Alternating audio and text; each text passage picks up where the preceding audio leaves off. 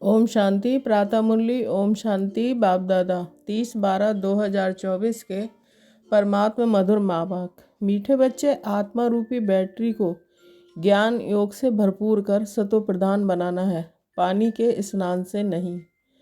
प्रश्न है, इस समय सभी मनुष्य आत्माओं को भटकाने वाला कौन है? वह भटकता क्यों है? उत्तर, सभी को भटकाने वाला रावण है, क्योंकि वह खुद भी भटकता है।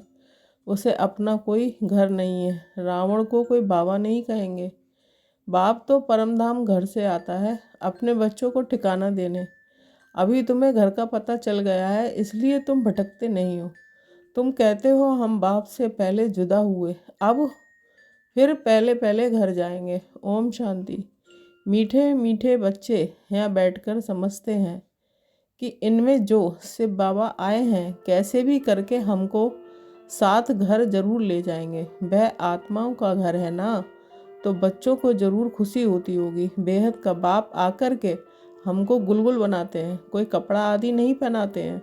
इसको कहा जाता है योग बल, याद का बल। जितना टीचर का मतरबा है उतना और बच्चों को भी मतरबा दिलाते हैं। पढ़ाई से स्टूडेंट जानते हैं कि हम यह बनेंगे। तुम भी समझते हो कि हमारा बाबा टीचर भी है, सतगुरु भी है।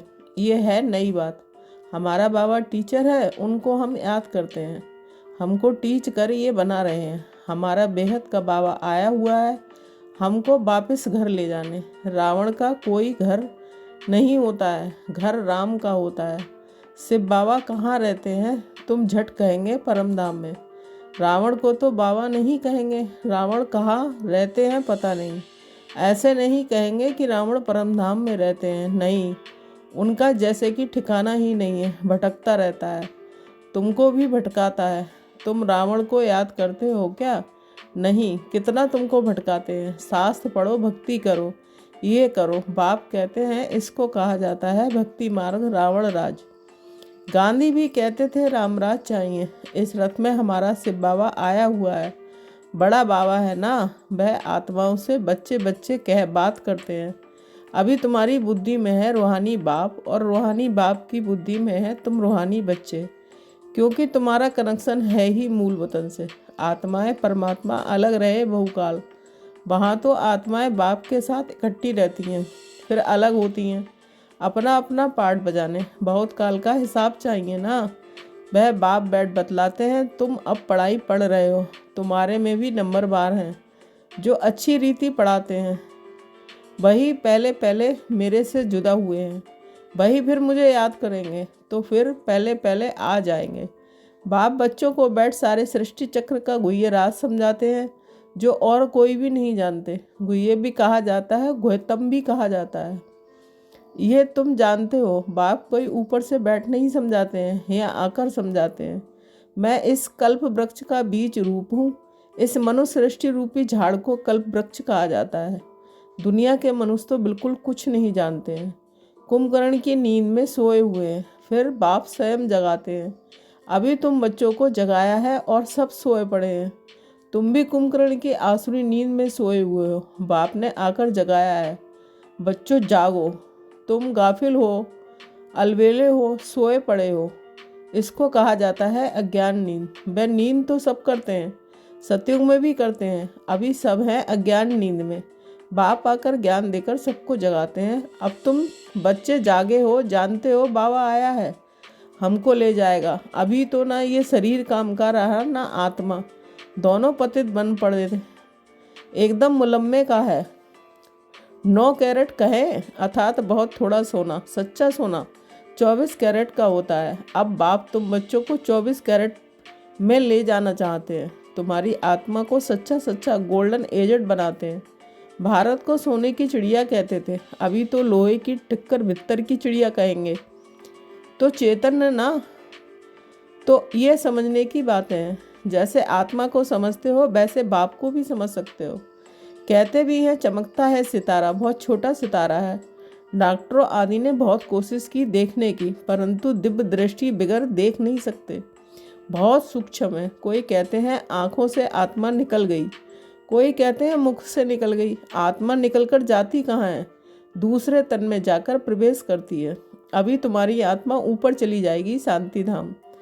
ये पक्का मालूम है, बाप आकर हमको घर ले जाएंगे। एक तरफ है कलयुग, दूसरी तरफ है सतयुग। अभी हम संगम पर खड़े हैं। मंडर है, यहाँ करोड़ों मनुष्य हैं और सतयुग में सिर्फ 9 लाख। बाकी सबका क्या हुआ? विनाश हो जाता है। बाप आते ही है नई दुनिया की स्थापना करने। ब्रह्मा द्वारा स्थापना होती है, फिर पालना भी होती है, 2 रूप में। ऐसे तो नहीं 4 भुजा वाले कोई मनुष्य होंगे, फिर तो शोभा ही नहीं है। बच्चों को भी समझा देते हैं। चतुर्भुज है श्री लक्ष्मी, श्री नारायण का कंबाइंड रूप। श्री अर्थात श्रेष्ठ। त्रेता में 2 कला कम हो जाती हैं। तो बच्चों को ये जो नॉलेज अभी मिलती है, इसकी स्मृति में रहना है। मुख है ही 2 अक्षर। बाप को याद करो, दूसरे कोई की समझ में नहीं आएगा। बाप ही पतित पावन सर्वशक्तिमान है। गाते भी हैं, बाबा आपने हमको सारा आसमान धरती सब कुछ दे दिया। ऐसी कोई चीज़ नहीं है जो ना दी हो, सारे विश्व का राज्य दे दिया। तुम जानते हो ये लक्ष्मी नारायण विश्व के मालिक थे। फिर ड्रामा का चक्र फिरता है, संपूर्ण निर्विकारी बनना है, नंबरवार पुरुषार्थ अनुसार। ये भी जानते हो विकारी से निर्विकारी, निर्विकारी से विकारी। ये 84 जन्मों का पाठ अनगिनत बार सजाया है, उसकी गिनती नहीं कर सकते। आदम शुमारी भल गिनती कर लेते हैं, बाकी ये तो तुम तमो प्रधान से सतो प्रधान, सतो प्रधान से तमो प्रधान बनते हो। इनका हिसाब निकाल नहीं सकते कि कितना बार बने हो। बाबा कहते हैं 5000 वर्ष का ये चक्र है। ये ठीक है, लाखों वर्ष की बात तो ये भी याद ना रह सके। अभी तुम्हारे में गुणों की धारणा होती है, ज्ञान का तीसरा नेत्र मिल जाता है। इन आँखों से तुम पुरानी दुनिया को देखते हो। तीसरा नेत्र जो मिलता है, उनसे नई दुनिया को देखना है। ये दुनिया तो कोई काम की नहीं है, पुरानी दुनिया है।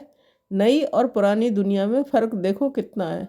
तुम जानते हो कि हम ही नई दुनिया के मालिक थे, फिर 84 जन्म लेते लेते ये बने हैं।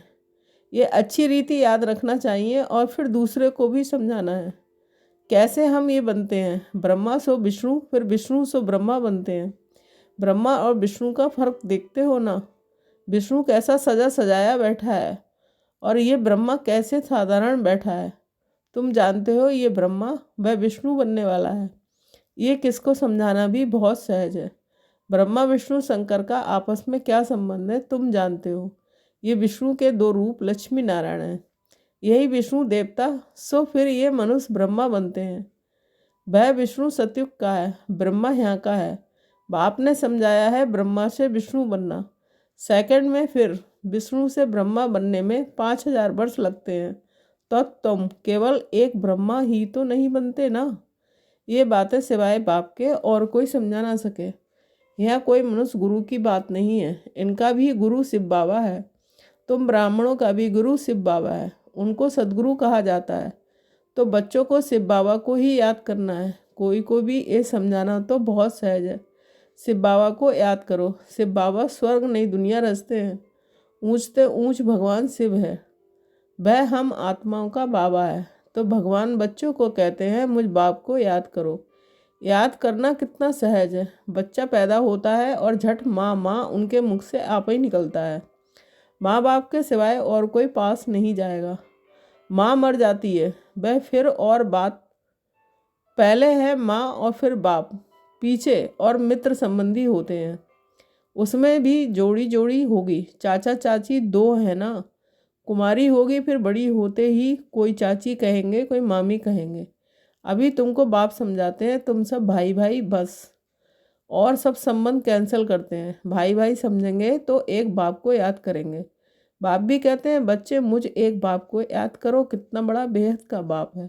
ये बड़ा बाबा तुमको बेहद का परसा देने आए हैं। घड़ी घड़ी कहते हैं मन मनावो, अपने को आत्मा समझ, बाप को याद करो, ये बात भूलो मत।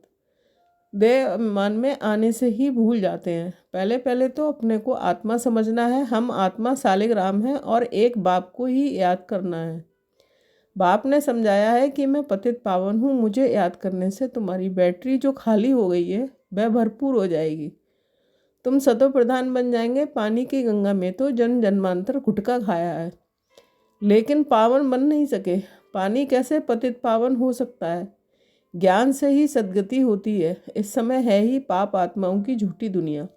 लेन देन भी पाप आत्माओं से ही होती है। मनसा वाचा कर्मणा पाप आत्मा ही बनते हैं।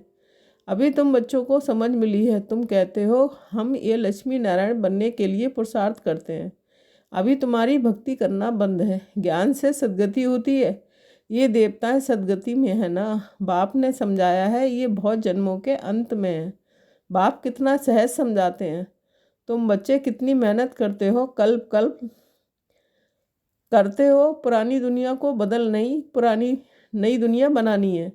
कहते हैं ना भगवान जादूगर है, रत्नागर है, सौदागर है। जादूगर तो है ना, पुरानी दुनिया को हेल से बदलकर हेवन बना देते हैं।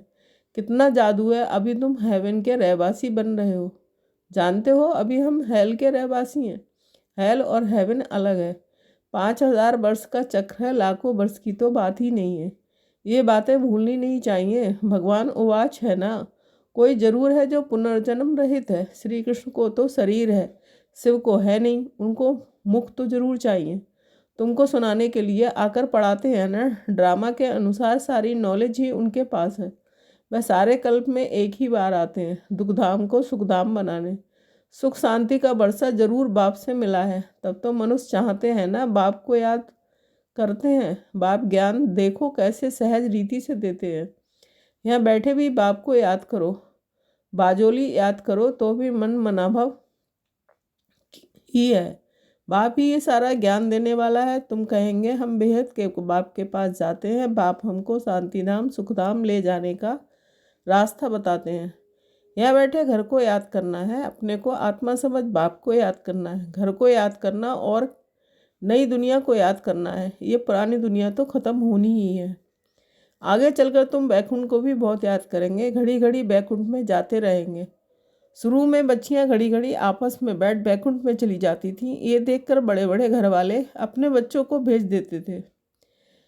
नाम ही रखा था ओम निवास। कितने ढेर बच्चे आए, फिर हंगामा हुआ। बच्चों को पढ़ाते थे, आप ही ध्यान में चले जाते थे। अभी ये ध्यान दीदार का पाठ बंद कर दिया है। यहाँ भी कब्रिस्तान बना देते थे, सबको सुला देते थे, कहते थे अब शिव बाबा को याद करो, ध्यान में चले जाते थे। अब तुम बच्चे भी जादूगर हो, किसको भी देखेंगे और वह झट ध्यान में चले जाएंगे। ये जादू कितना अच्छा है। नौदा भक्ति में तो जब एकदम प्राण देने तैयार होते हैं तब उनको दीदार होता है। यहाँ तो बाप खुद आए हैं, तुम बच्चों को पढ़ाकर ऊंच पद प्राप्त कराते हैं। आगे चल तुम बच्चे बहुत साक्षात्कार करते रहेंगे बाप से। अभी भी कोई पूछे तो बता सकते हैं कौन गुलाब का फूल है, कौन चंपा का फूल है, कौन टांगर है। टूहू भी होती है ना, टांगर टू, ये सब वैरायटी फूलों के नाम है। अच्छा मीठे मीठे सिकिल्दे बच्चों के प्रति माता पिता बाप दादा का याद प्यार और गुड मॉर्निंग। हम रूहानी बच्चों की रूहानी माँ बाप को रूहानी माता पिता बाप दादा को याद प्यार गुड मॉर्निंग, नमस्ते नमस्ते, शुक्रिया बाबा शुक्रिया। धारणा के लिए मुख्य सार 1 पॉइंट। देह के सब संबंध कैंसिल कर आत्मा भाई भाई है ये निश्चय करना है और बाप को याद कर पूरे विश्व का अधिकारी बनना है। 2 पॉइंट। अब पाप आत्माओं से लेन देन नहीं करनी है, अज्ञान नींद से सबको जगाना है, शांतिधाम सुखधाम जाने का रास्ता बताना है। वरदान, मन बुद्धि की एकाग्रता द्वारा सर्व सिद्धियाँ प्राप्त करने वाले सदा समर्थ आत्मा भव। स्पष्टीकरण, सर्व सिद्धियों को प्राप्त करने के लिए एकाग्रता की शक्ति को बढ़ाओ।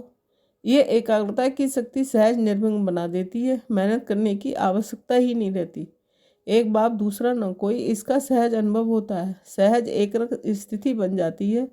सर्व के प्रति कल्याण की वृत्ति, भाई भाई की दृष्टि रहती है। लेकिन एकाग्र होने के लिए इतना समर्थ बनो जो मन बुद्धि सदा आपके आर्डर अनुसार चले, स्वप्न में भी सेकंड मात्र भी हलचल ना हो। स्लोगन, कमल पुष्प के समान न्यारे रहो तो प्रभु के प्यार के पात्र बन जाएंगे। ओम शांति। Thank you Baba.